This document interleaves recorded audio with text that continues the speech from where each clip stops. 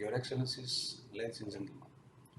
On behalf of Greece, I would like to express my sincere thanks and appreciation to the Director General Dr. Godzio Konjo-Ivela, as well as to the delegation of Kazakhstan as co-host, and of course to the WTO Secretariat, for their devotion and countless efforts to hold the 12th Ministerial Conference after a particularly difficult period of almost 2 years due to the COVID-19 pandemic.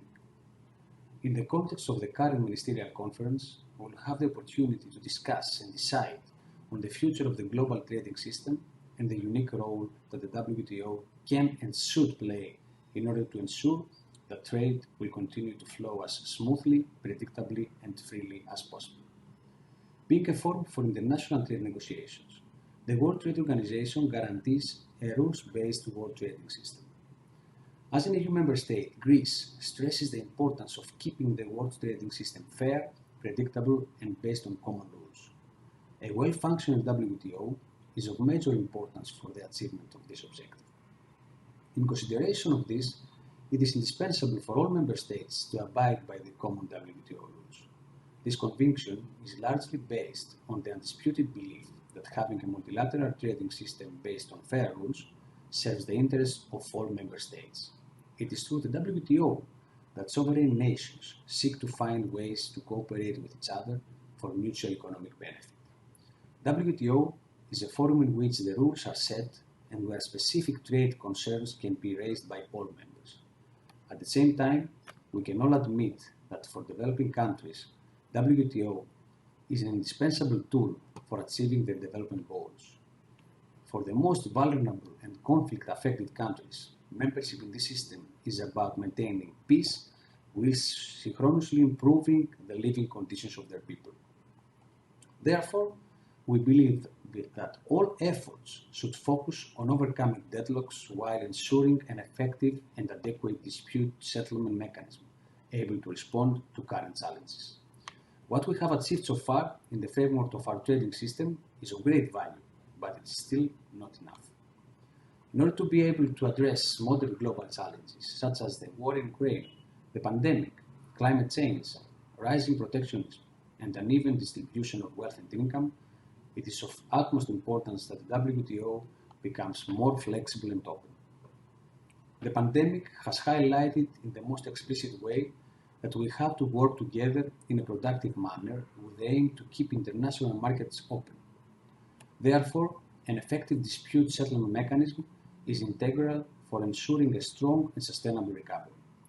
Such a recovery should be greener and based on fair rules for our economies and societies. At this point, I would like to reiterate the European Union's position on major issues under discussion and underline the need for a forward-looking WTO reform. Despite the impasse in trade negotiations, we have to find ways to modernize WTO rules. We, as the European Union, have done our homework and have reviewed our major policies based on multilateral and fair trade disciplines.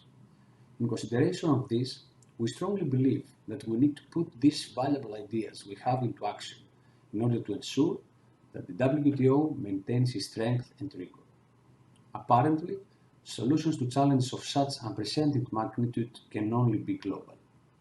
Since the outbreak of the war in Ukraine, we have faced some new challenges such as sharp rises in commodity prices and supply disruptions for essential goods including food, energy and fertilizers. However, it is our duty to ensure that food is sold at affordable prices, impacts on trade flows are minimized, and there are no trade distortions, while simultaneously guaranteeing a high level of transparency.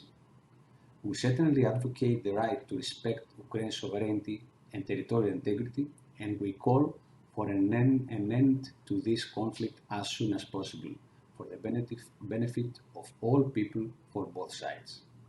Having said that, we believe that MS-12 should be a turning point for WTO and its member states for achieving meaningful multilateral outcomes, such as a ministerial declaration on the WTO's response to global trade challenges with special reference to the reform of the organization, the dispute settlement mechanism, the development goals, and the need to protect the environment. A declaration on the WTO's response to the pandemic and a decision on the waiver of trade-related aspects of intellectual property rights. Decisions in support of food security, along with work programs aimed at moving forward to the 13th Ministerial Conference on Agricultural Reform. The conclusion of the fisheries subsidies negotiations, the extension of the moratorium on e-commerce until the 13th Ministerial Conference. The above-mentioned deliverables constitute the basic minimum outcomes to be realistically expected if we want to claim that the WTO is still strong, effective, and able to ensure the world trade and global growth will be achieved through transparent procedures. In light of the current events taking place in the world trade arena, it is fundamental that we do not simply remain reactive, but become proactive by putting our words into action and demonstrating the necessary willingness and credibility for the organization, and mainly for the future of our economies and the welfare of our people. Thank you very much for your attention.